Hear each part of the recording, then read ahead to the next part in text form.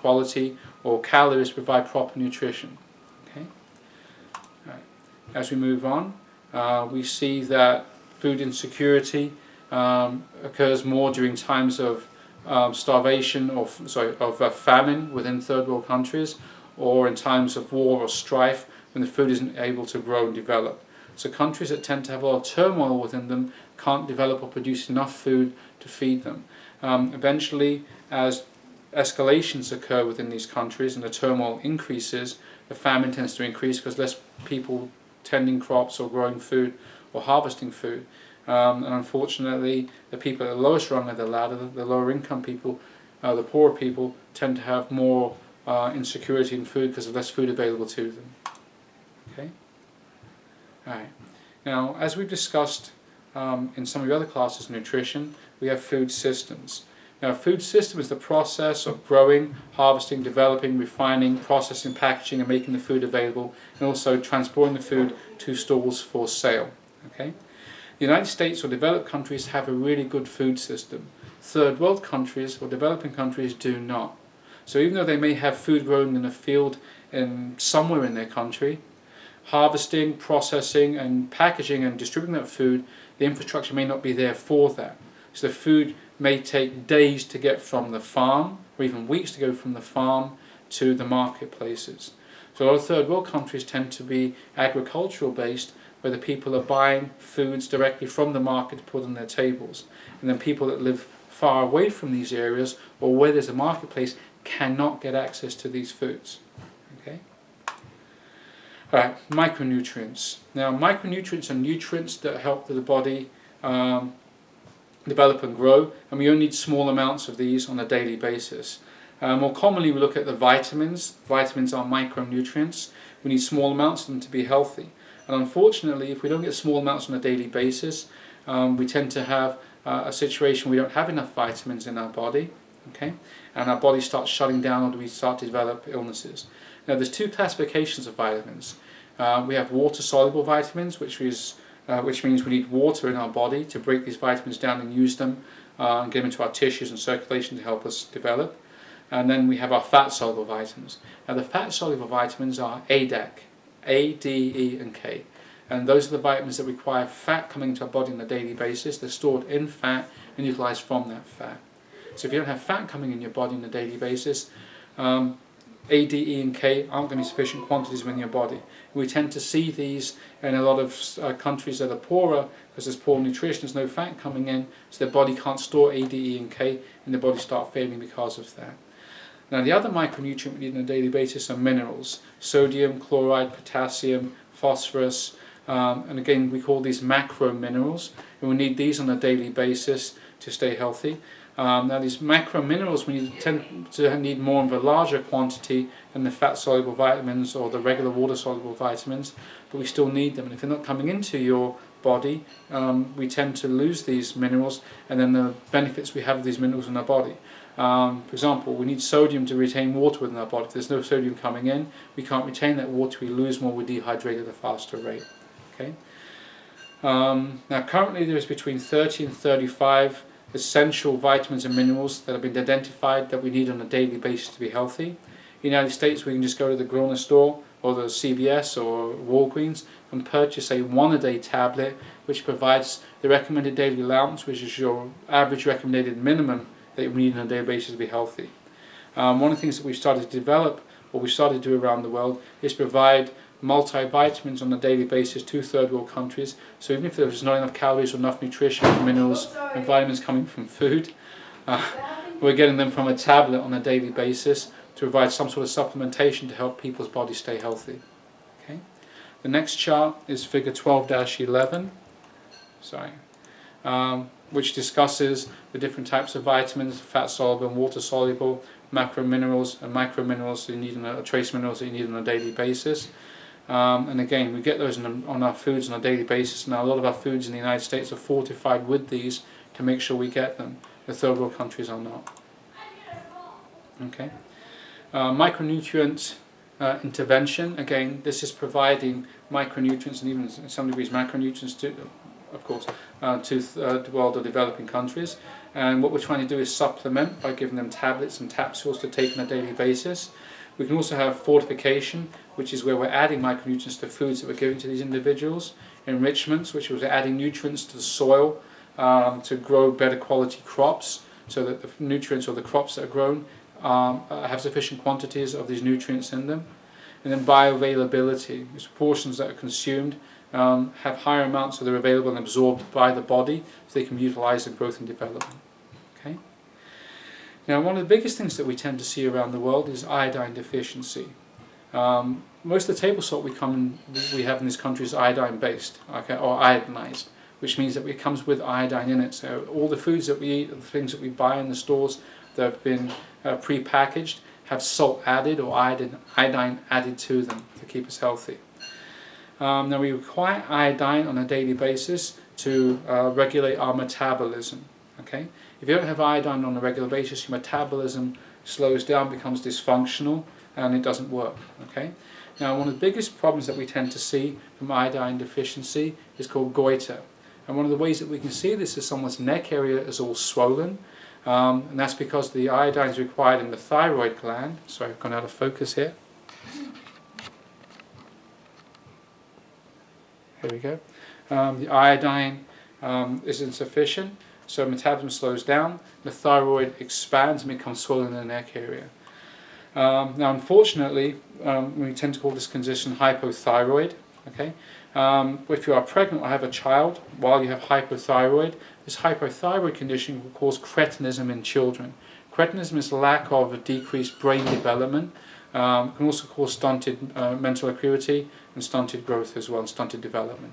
Okay, so we tend to provide iodine in food when we supplement to prevent this happening, especially in mothers or pregnant females. Okay. Right. Now, approximately 30% of the world's population is estimated to have insufficient iodine intake on a daily basis, which means that they're causing hypothyroid to develop. And what we try to do as part of the World Health Organization is to make sure that the foods are provided to them have a higher or richer amount of iodine to provide a prevent against these deficiencies occurring. Now, another type of deficiency that we see, which is my next slide, is retinol deficiency, which is vitamin A. Now, vitamin A is a fat-soluble vitamin, and we require that for physical growth and also for vision. The rods and cones in your eye that allow you to see colours in black and whites are dependent on vitamin A, especially the rods. Now, we require rods to see at night time. If your rods are decreased because there's lack of retinol to develop them, you can't see outside at night. So usually when we go outside from starlight or moonlight, we can see the area around us. Unfortunately, if you don't have enough rods because of retinol deficiency, when you go outside, it's like being in pitch black. Even though people from the United States can just see grey and see roughly what's around them, people with retinol deficiency or vitamin A deficiency can't see anything, and we call that night blindness. Now, in the 1990s, a couple of US companies tried to eradicate night blindness in third world countries by providing retinol or vitamin A supplementation to populations in these areas. Predominantly, we tend to see this more in Africa than anywhere else, and night blindness was almost eradicated. I say almost because, unfortunately, if you're an adult and we give you vitamin A, it's not going to affect your development of retinol. So we tend to concentrate more on children, where we can actually eradicate it in them as they grow and develop, so they won't be night blind when they become adults. Okay? Sorry, I think I missed something. Let me go back one. Previous. Okay. Xerophthalmia is another situation we see a vitamin A deficiency. Xero means dryness, thalmia, as you know, means eyes. So xerophthalmia is dry eyes. So one of the things that we tend to see with dry eyes is people tend to scratch and itch more. And unfortunately, the scratching and itching of the eyes can cause keratomalacia, okay, which is scarring, softening of the keratin within the eye and causing scarring within the eyeball. This scarring can cause visual deficiencies or visual defects also. Okay, all right. Okay, vitamin A deficiency. Again, we provide supplementation to third world countries. It's inexpensive, and again, in countries like Africa, we're trying to eradicate night blindness, and the United States has been a forerunner in that. Another type of deficiency we tend to see is iron deficiency anemia. This is where foods aren't getting enough iron in them, and as you know, we require iron within our blood to bind gases, to travel around the body, to oxygenate our cells and remove waste material. So if we have lack of iron within our blood, hemoglobin, we can't move or transport gases around our body. People at risk of iron deficiency anemia tend to be females, pregnant women and children. Menstruating females also have a higher incidence of iron deficiency anemia. Now, a lot of times in third world countries when there's no green leafy vegetables, their body doesn't get enough iron within it to help them grow and develop and be healthy. Okay? It's estimated right now that more than 2 billion people worldwide suffer from iron deficiency anemia. And this iron deficiency anemia, of this 2 billion, 75 million are so severe that it causes impedance on their life and illness and death. Okay? And those numbers are higher in women and in children, pregnant women and in children in third world countries. Okay? The next chart we have is 12-12, which is a percentage of the total population that has anemia. And as we can see, the countries that tend to have more of a change from 1990 to 2010 are third world countries, because we provide nutrition for these countries, so iron deficiency anemia is still going down. Developed countries tend to see non-significant change because it's not a disease factor we tend to see, and it's readily correctable when we do determine it's there. Okay. The next chart, figure 12-13, is anemia in children from 6 months to 60 months of age, which is 5 years of age. We tend to see again that in third world countries, developing countries, there's a much higher preponderance of anemia, associated hemoglobin, lower hemoglobin concentrations because of anemia in these countries. Again, because of lack of diet. The reason we don't look at children under 6 months is because the nutrition is being provided to them by their mother through breastfeeding, so it's more of a maternal issue at this point in time. So if the mother has better nutrition, she's better likely to feed her child, and the child won't be anemic. If the mother is anemic, the child will be also. Okay. Figure 12-14 is anemia in women 15 to 49 years of age, and again in developing countries we tend to see those numbers aren't really significantly high, whereas in third world or developing countries we tend to see those numbers are much higher. Okay. Other micronutrient deficiencies that we tend to see, the B complex vitamin deficiencies. One of the biggest ones that we tend to see in third world countries is thiamine deficiency. Beriberi is a big one. Beriberi is weakness of muscles and heart arrhythmia, so you're more likely to have heart conditions or heart problems. Riboflavins is another deficiency. Riboflavins causes skin conditions and also causes eye defects or visual defects, you can't see properly. And then we have niacin deficiency. We need niacin for the digestive tract, we need niacin for your nervous system. If your nerves are healthy and good, we have a good amount of niacin. Unfortunately, in all these third world countries, people tend to have a higher preponderance of alcohol abuse or alcohol usage. Alcohol breaks down niacin, so they tend to have more nerve-based problems associated with it. Another disease that we can talk about with niacin deficiency is called pellagra. This causes a peeling of the skin, a darkening of the skin. It sags and sloughs from the body. Again, vitamin B deficiency. Another deficiency we tend to see is folate deficiency.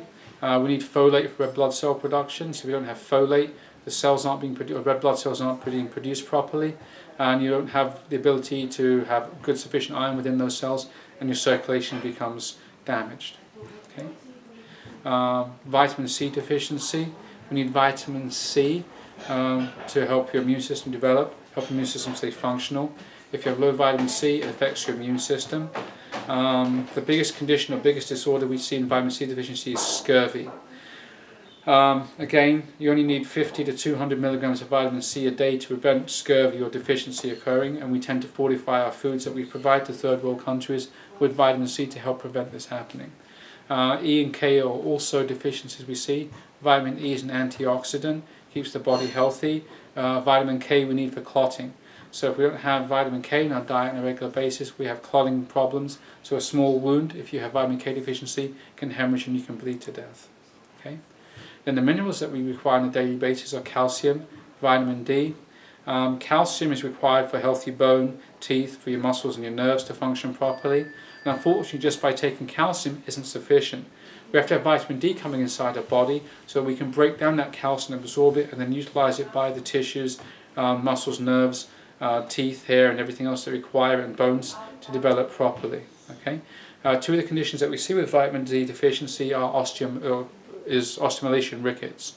Osteomalacia and rickets are effectively the same thing. If you're a child and you have osteomalacia, we call it rickets. If you're an adult and have osteomalacia, it's osteomalacia, which is softening of bones, which eventually becomes bone deformity. Okay. We also require fluoride on a daily basis, and we use fluoride to strengthen your bones and strengthen your teeth. Most of the time in the United States, if you're living in a city or around a city where you get water that's being piped to your house, we tend to have it fluoride enriched, so it's coming in the water that we have on a daily basis. If you're using well water, there's no fluoride, but if you brush your teeth on a daily basis, we tend to have fluoride enriched toothpaste, which provides fluoride on a daily basis that your body can require to have healthy, strong teeth, and some of that does get into your circulation, which we eat through the gums, which we use for bones. But again, we need to have fluoride on a regular basis for healthy teeth and healthy bones. Okay. Another mineral we need is zinc. Okay. Zinc is required for immune system to function, and studies recently have indicated that zinc is also required for healthy respiratory system. So we need to make sure that children provide zinc on a daily basis. We tend to find zinc in green leafy vegetables, again, which are rich in iron also. So green leafy vegetables are much healthier for you. You should be having them on a daily basis. In third world countries, they don't have access to them, so we have to fortify the foods they can eat, or provide one-a-day based nutrient vitamin supplementation to provide these minerals that they require. Okay. Now the next section that we have is breastfeeding. Now breastfeeding is essential because it provides nutrients to a child. Now the milk that's being generated within the first 10 days to 2 weeks after the baby's born is called colostrum.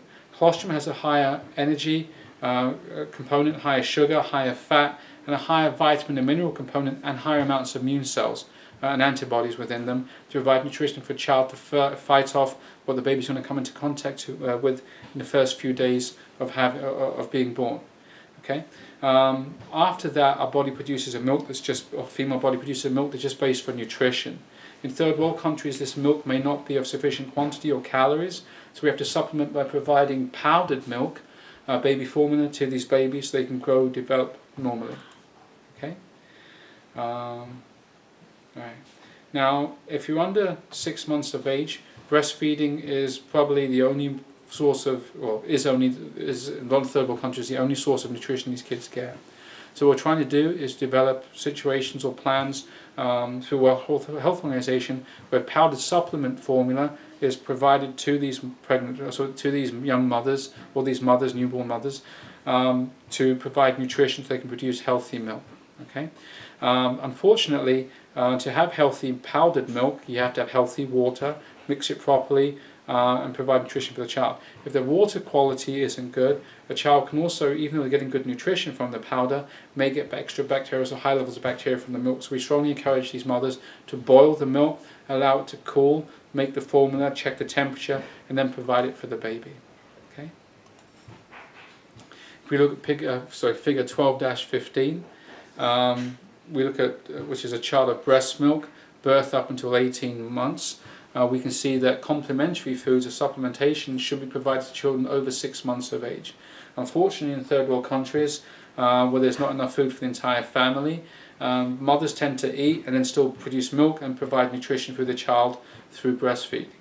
This tends to occur in children up to 12 months to 18 years when they should be eating solid foods. But again, because of lack of solid foods, they're still using breast milk from their mummies. After 12 months of age, there's not enough calories in breast milk for the child to grow and develop properly, so supplementation has to occur. Okay. The next chart, figure 12-16, is the early initiation of breastfeeding in low and middle income countries, and then supplementation occurring with those. And we tend to see that the poorer countries are the ones that tend to have or require extra supplementation within birth, within the first few hours of birth, and then with extra nutrition provided because there's not enough food. And again, this chart was provided by UNICEF. Okay. As we go to breastfeeding continued, we have an international code of marketing of breast milk substitutes, which means that when we provide nutritional breast milk substitutions, powdered milk, to countries, it has to have a label on it to provide or show what it contains inside of it, and it contains in it, what it's made up of. It should not go directly into contact with pregnant women or newborn mothers, and it should be facilitated, developed and given to these mothers by hospitals or retailers, so the mother has an understanding of what's being provided for them and how to properly mix those foods and utilize it. Okay. Now we've gone through insufficient calories, and now we go to overweight and obesity, which is one of the biggest problems that we see, not so in third world countries but more so in developed countries, the United States, Europe. Overnutrition is where we get too many calories or more calories than the body requires. We tend to look at the body mass index when we discuss this. If your body mass index is considered is less than 18.5, you're considered to be underweight. If it's over 25, you're considered to be overweight. Now what we need to do is make sure that we maintain a body mass index between about 19 to 21 to be healthy. If your body mass index goes over that, you end up becoming overweight, and once you become overweight, you end up becoming pre-obese, and then you become obese with your body mass index over 30. Okay? If you have overnutrition or obesity, you have a higher preponderance of developing type 2 diabetes, hypertension, high blood pressure, heart disease, strokes, gallstones, digestive tract problems, digestive tract disorders, higher incidence of developing cancer, arthritis, bone deformities, bone problems, and a myriad of different disorders that can occur because of obesity. So we need to make sure that we follow the guidelines of exercising to make sure we burn off those extra calories we have, and if we can't exercise, we only take what the body needs. Your weight should fall ideally in an ideal weight for your height. And unfortunately, if it doesn't, and I will provide charts for that on Blackboard for you, you end up becoming overweight. And it's easy as we age, as our metabolism slows down, to become overweight because we're eating the same foods we were able to eat when we were younger, but because your metabolism is slow, you're not burning it down, which means you become overweight because of that. Okay. Currently, we believe there's over 2 billion people worldwide overweight, and the majority of these people are living in developed countries. Okay. If we look at figure 12-18, we can see that the highest countries with obesity are the developed countries, USA, Germany. The more developed Middle Eastern countries tend to have a higher obesity problem as well. The developing countries, as they're making more money, for example China, are seeing an increase in overweight and obesity as well, because more money is coming into play. People are making more money, they're spending more money on things that they shouldn't. Okay? Dietary change can also cause that. One of the things that happened in post-World War II Japan was their diet changed from fresh fish to rice to more of a European and more of an American type diet, which is fatty processed foods. And they developed an obesity and a hypertensive problem, a cardiovascular problem that wasn't there before the war. Okay. Okay. Figure 12-20 shows the age standard percentage of adults 20 plus with obesity, and unfortunately all the countries that have this obese countries are the developed countries. The underdeveloped countries, third world based countries, tend to have the lowest obesity based problems because they have less calories coming into their body. Okay. Figure 12-22 is prevalence of overweight and obesity amongst adults 20 years and older, and it's based upon sex, males and females, and we tend to see within most countries of the world, or all countries of the world, that by country, male to female, overweight is a percentage or approximately the same, and the same with obesity. So males and females are as obese as each other by country throughout the world. Okay, now the next chart, 12-23, is prevalence of overweight and obesity in pediatric population. And again, based on country, we see that males to females are just as obese boys and girls by country from country, males to females per country across the board. So if there's an overweight child percentage in the United States, it's going to be males and females. The same thing in Ethiopia. Okay. Obesity is becoming an epidemic, and the epidemiology behind it is showing that 30% of the countries of the world, developed countries in 1980, were obese, and that number is over 40% currently. So it is a major concern and something that we're trying to fix through governmental intervention and discussion. My Plate and the food pyramid, which was before My Plate. Okay. Nutritional transition throughout the United States. We tend to find that nutrition in the United States or within most developed countries is based upon genetics, okay, how we process foods. If you have a European ethnicity or have a higher European genetic makeup, you can process fats a lot more easily than if your genetic makeup was from Asia or Africa. So it's harder for people from those countries to process foods or fatty foods, so it makes it harder for them to burn those calories and end up having hypertension, diabetes and disorders at a much more higher rate than people of European ancestry. Okay. Also, we find that more developed countries, food is a big part of socializing. We tend to eat more food when we hang out with our friends and eat badder foods when we go out with our friends. For example, when my wife and I go to the movies, my wife tends to eat popcorn. When we're home, she doesn't eat popcorn at all. So more calories or poor calories are coming into her diet from the movies, just because we go out and we have something that's bad for us when we really shouldn't. And again, that's something that she does once every several months. So it's not really harmful for her, but a lot of times when people watch movies at home, they tend to use popcorn and eat bad foods for them because they have that social habit when they're with their friends and families, which is bad for them. And also psychologically, when we get depressed or anxious, we tend to reach out for foods or comfort foods which aren't good for us. Ice creams, foods that are fatty, which end up causing obesity in the long run also. Okay. Food safety.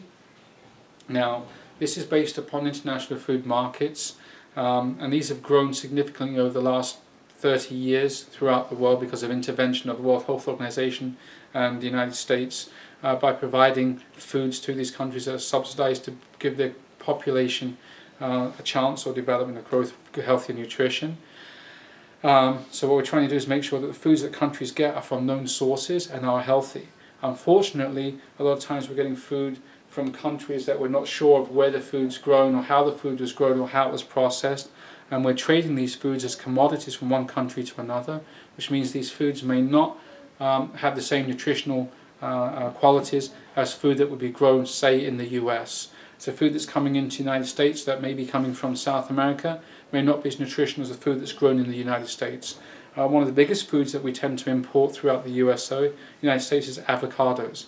Now, avocados from, say, Mexico are of similar or as good quality as avocados that are grown in Florida or the United States. California and Florida-based avocados are slightly better in nutrition, but because of the smaller harvest time or growth cycles with the United States, we tend to be flooded in the marketplaces by avocados from South America, which aren't as good, though they still are healthier-based foods than other foods that come across the borders.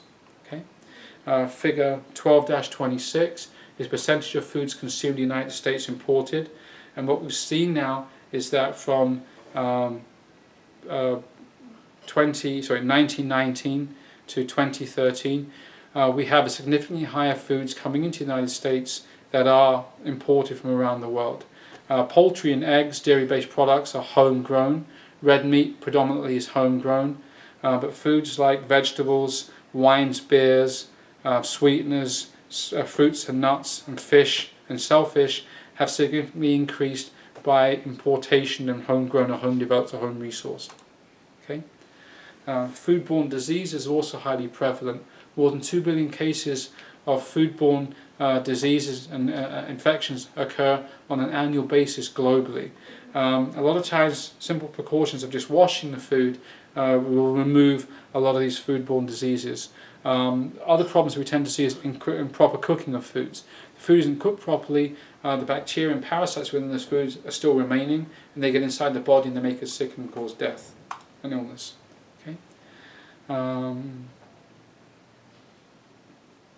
Okay. The Codex Alimentarius is an international food standard compiled by a panel of healthcare nutritionalists from around the world. And what they've decided or what they've deemed was guidelines for keeping food products safe and healthy. Shelf life, best before dates, predominantly are these codexes or codes that we have on these foods. Now, if something says best before, it doesn't mean the food is spoiled when it's reached that date. Usually it will be edible within days afterwards. Some foods, even if they've gone by their expiration date because of how they were developed, like pasteurized milk, will still be healthy for you. A lot of times milk that's spoiled or milk that's reached its expiration date or beyond may have started curdling, can also be used or processed in other foods. A lot of times in other countries we tend to use milk that's on the point of curdling and making it to chocolate milk and selling it that way, processing into ice creams or in cheeses. So again, food that's reaching an expiration date doesn't mean it's expired. It can go beyond that. It's just a recommended time to have it. One that's really funny is one of the things I find amusing is beer has an expiration date. Beer doesn't spoil. Beer in a bottle can last indefinitely. The only thing that spoils with those beer is the carbonation of it. So beer that's 5 years past its expiration date is still drinkable. It's just not going to be as fizzy as it was produced the day it was made. Okay. Thank you for watching my presentation. If you have any questions, please feel free to reach out to me through email or my cell phone. It's listed on Blackboard, so please contact me if you need anything. I hope this presentation helped. And again, from now on, there'll be one post on a weekly basis. Have an awesome day. Stay healthy and eat well.